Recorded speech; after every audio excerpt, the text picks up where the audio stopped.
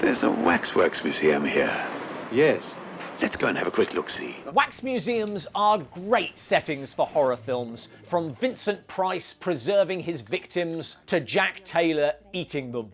A world of mad artists immersing helpless women in hot tubs of bubbling wax, their disfigured faces hidden behind wax masks before fire claims them, all alongside running a successful business. Visit our Chamber of Horrors and pass the time of day with notorious murderers.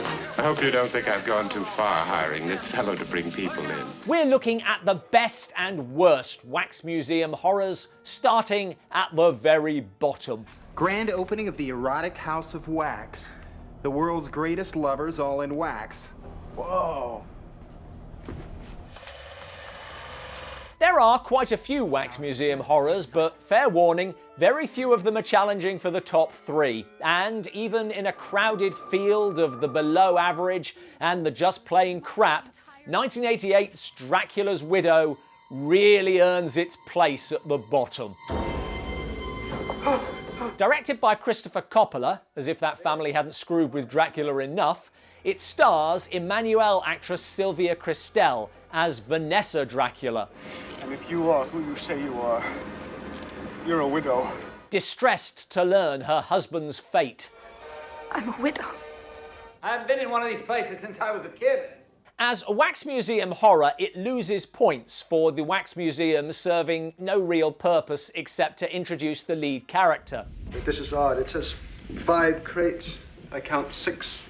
As a film, it loses points for everything else. The earliest known wax museum horror is from France, 1914's Figure de Cire, or The Man with Wax Faces. Pierre accepts a bet to spend the night in a wax museum and is driven mad, with horrifying results. Spending one night in a museum is one of the 2 standard wax museum horror plotlines, still used a century later in 2014's very gory Wax.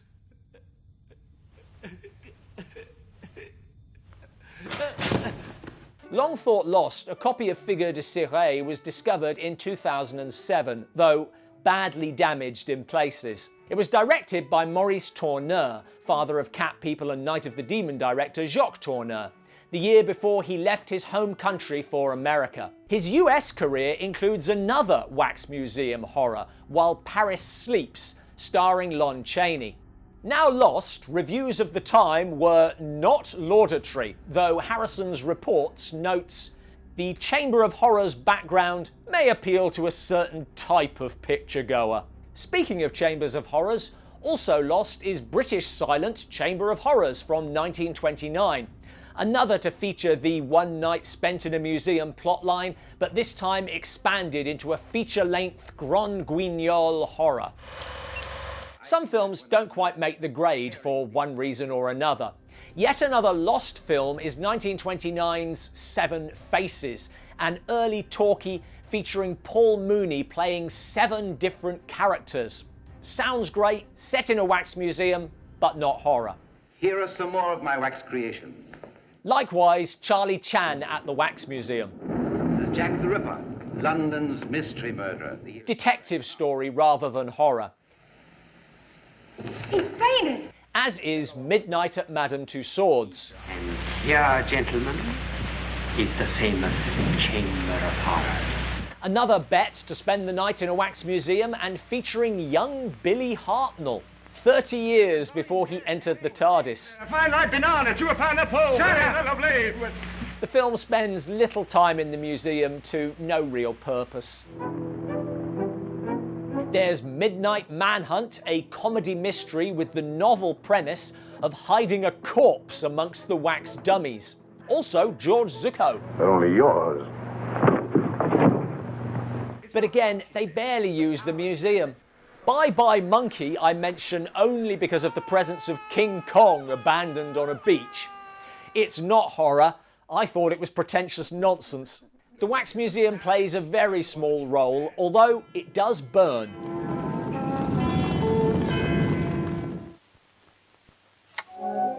Horror Horrors of the Black Museum is more our level. An old-fashioned blood and thunder melodrama. Can I have a look? No, they're mine. I'll have a look first. But with modern violence. Possibly I could have sent them to you.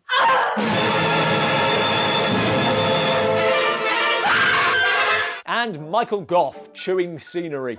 Why did you bring a stranger down here, you stupid fool? My back is turned for a little while and you violate our most sacred rule.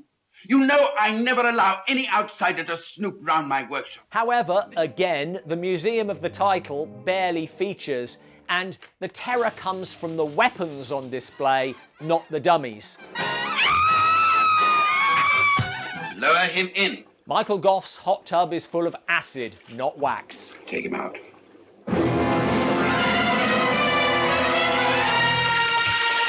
Finally, a pair of comedies. Abbott and Costello Meet Frankenstein features a wax museum, but really just to introduce the monsters. Take it all out. Get it all out. Wow! Like Dracula's widow, only better. And I've got to mention Carry On Screaming, which features one of the classic tropes. But no museum. Frying tonight! Carry On Screaming is the first film we've mentioned to feature the second classic wax museum horror plotline, turning people into exhibits. Usually loose and unofficial remakes of films higher up this list. There are, of course, two films called House of Wax. Don't put down that damn camera. The 2005 film, with Paris Hilton and an array of TV stars, is often referred to as a remake, but it's definitely not. The wax hot tub is replaced with a shower, and this is the most literal House of Wax. It is wax. Like, literally. But in a short video, we can only afford to give it a few words. This sucks. It's a nasty film, and in no way deserves the same name as its illustrious forebear. Oh no, there's a fire! Help me, Carly! I'm melting. My skirt's gonna catch on fire. My legs are all burned. Carly, you're my hero. Nightmare in Wax stars Cameron Mitchell as a vengeful Hollywood makeup artist now working in a wax museum, paralysing his victims so they remain alive, occasionally twitching into movement. Mitchell's lab has the classic hot tub of wax, and the film has a few knowing in-jokes. I've got a great script for you, a suspense picture, to be directed by Alfred Herman. But it is stultifyingly dull and features one of the dumbest deaths of a villain ever perpetrated. These tourist traps are all alike. Better, at least to begin with, is Tourist Trap from 1979. Marrying the classic story with a 70s slasher.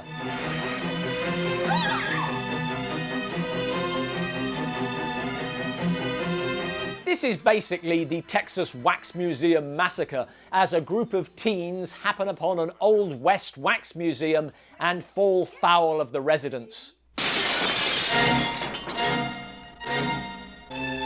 Notably, Leatherface's more artistically inclined cousin, Waxface. The first half hour, while cliché-ridden, is tense, engaging and enjoyable. But it becomes sadly less so with each revelation, as if no one had any idea where the story was supposed to go. See my friend.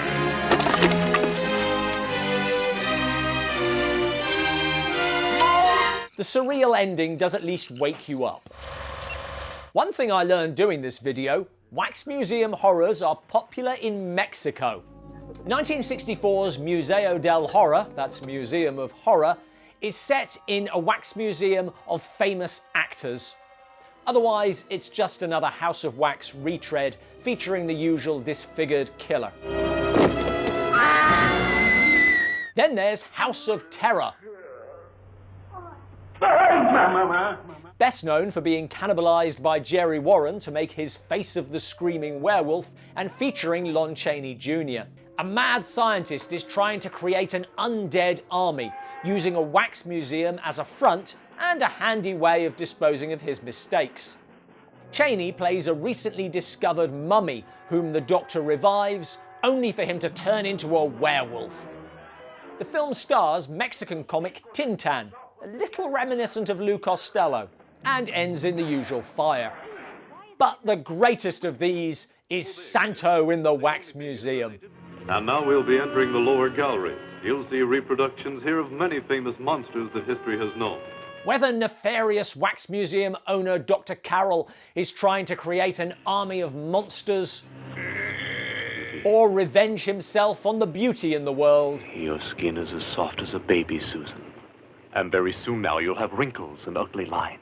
I really don't know, but it's got all the necessary moments. I'm going to turn you into a panther girl. And I'll exhibit your figure out there as my most famous creation. Plus wrestling. And it's entertainingly mad.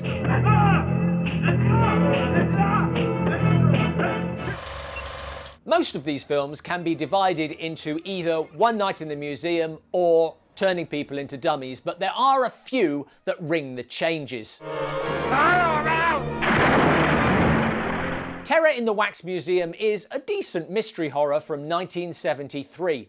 A wax museum of killers gains notoriety when there is a murder on the premises. That's crass and ghoulish. And Jack the Ripper is suspected.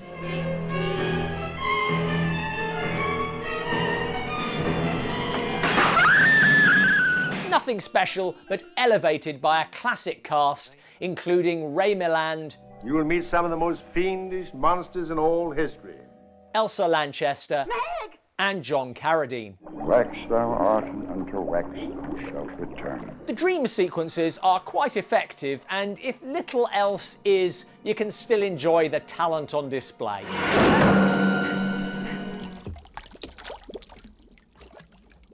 1988's Waxwork returns to the One Night in a Museum plot, but with a unique twist. Strange, I've never seen that before. Run by David Warner's Waxworks Willy Wonka, I'm sorry, ladies, did I startle you? the museum features classic horror movie monsters. And the teens who overnight there, led by Zach Galligan, enter the world of the exhibits. Winding up part of the display.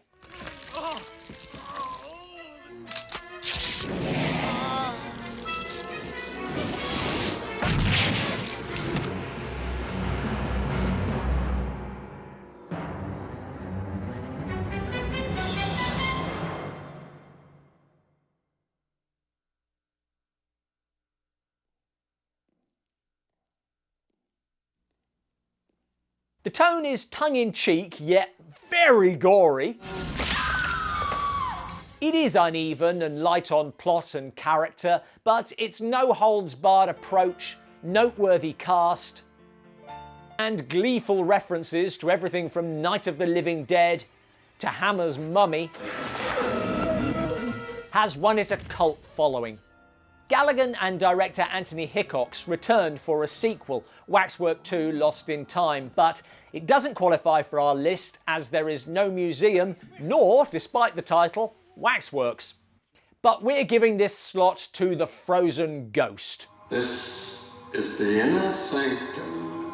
Which does include the people made into wax dummies plotline, plus the familiar tropes, but still feels original. The fourth of the Inner Sanctum mysteries, it features Lon Chaney Jr. as a stage hypnotist who unravels after one of his subjects dies.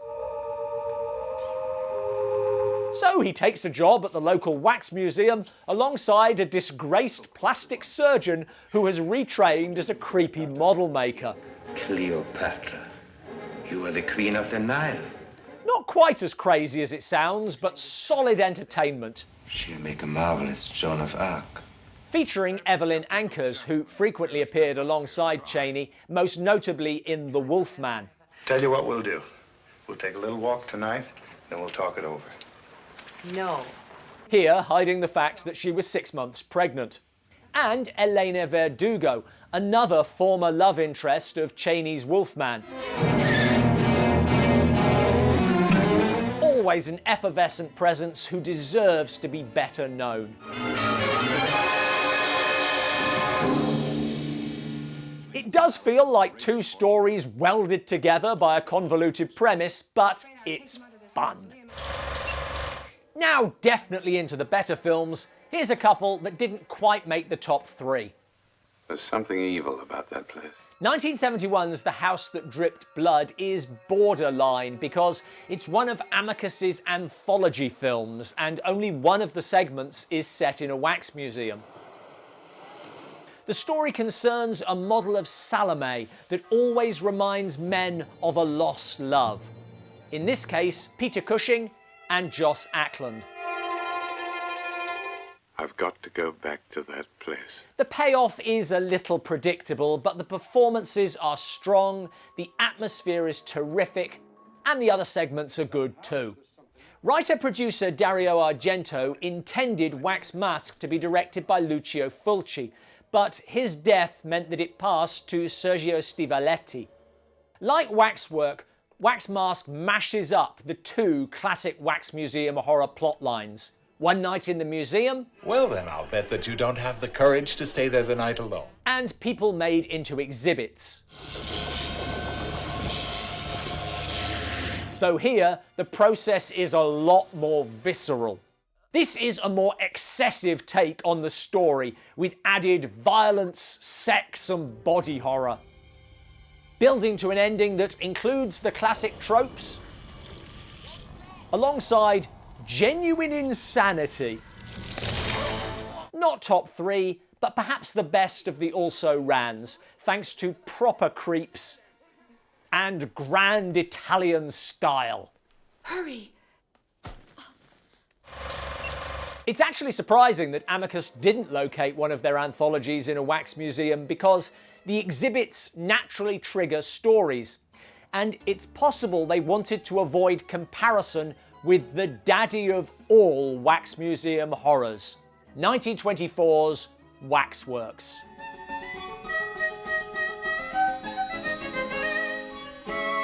On the one hand, the wax museum setting could be seen as merely the framing device, as a young poet, played by future director William Dieterle, writes stories for 3 malevolent dummies. Haroun al-Rashid, played by Faust's Emil Jannings, Spring-Heeled Jack, played by Caligari's Werner Krauss, and Ivan the Terrible, played by Conrad Veidt of Caligari, The Man Who Laughs, Hans of Orlach, The Student of Prague, and so on. But in a sense, these stories never leave the exhibit. They are the poet's fantasies, allowing the sets their impossible, soft expressionist style. And in the final story of Spring-Heeled Jack, who I'm pretty sure they're mixing up with Jack the Ripper, the waxwork itself comes to life. Whether it's a true wax museum horror or not, it's a wonderful film, and exactly what you expect from director Paul Laney, by which I mean high art and breathless entertainment. It's funny, horrifying, and just plain weird. Hell of a film. But perhaps this is where we were always going to wind up. A face-off between the two most illustrious wax museum horrors. The 1933 original, pioneering in its use of colour and starring horror icon Fay Wray, and the 1953 remake, pioneering in its use of 3D. Well, there's someone with a bag of popcorn. And starring horror icon Vincent Price. I'm going to give the people what they want. Sensation, horror, shock. Send them out in the streets to tell their friends how wonderful it is to be scared to death. Between them, they inspired most of the previous entries, and both have much to recommend them. Most of the recurring tropes we've seen so far start with Mystery of the Wax Museum. The wax hot tub, humans made into dummies. He's a statue. A silly wax statue. Fire. And the wax mask disguise. Oh, let me go! Let me... Fay Wray has little to do but scream, but Lionel Atwill is at his magnificent best as disfigured sculptor Ivan Igor. I'm Marie Antoinette. And the film, directed by Michael Curtiz, who would later helm Casablanca, has some great set pieces. Many of which would be restaged by director André de Toth for 1953's House of Wax, a relatively faithful remake retaining all the key moments from the original. There's something about her face that haunts you as the face of my Marie Antoinette has haunted me. Plus the ever-wonderful Vincent Price in one of the roles that changed the course of his career, steering him into horror. With an occasional knowing wink. What a shocking thing to do. Yes, wasn't it? The poor man was dreadfully embarrassed. It's old-fashioned horror on a grand scale. How to pick between two very good versions of the same story? Well, there are two main differences. The remake has a glorious period setting, benefiting from its turn-of-the-century atmosphere, particularly in this chase scene. Probably has more action too. The other main difference is in the female characters. Though Fay Wray is higher billed, Mystery of the Wax Museum belongs to Glenda Farrell's reporter, Florence. I don't know what he was, but he made Frankenstein look like a lily. Brash, ballsy, and unquestionably the hero of the story, Florence was way out of step with what a 1950s movie heroine ought to be. Hello, sweetheart. Oh, hello. How's your sex life? So she was eliminated, I tried to get away from it. leaving Phyllis Kirk's Sue Allen, who really is just a victim. The remake absolutely suffers for this, not just because it loses a brilliant character, but because it doesn't replace her. So Price's Henry Jarrett has no single strong opposition. And I think that's the decision. Good though House of Wax is, and if you're going to have your film rest on the villain's shoulders, then Vincent Price is absolutely who you want in that role. Mystery of the Wax Museum equals it in every respect and exceeds it in Florence. What do you think you're doing? Put that stuff back there. Not on your life. This is my percentage. Commiserations to House of Wax, but there's no shame coming in second to a horror classic.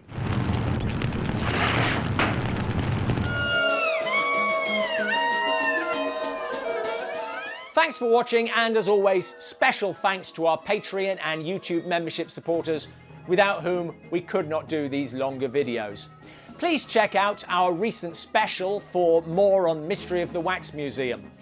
Are there any Wax Museum horrors we've missed out? Please let us know in the comments below, along with your personal favourites.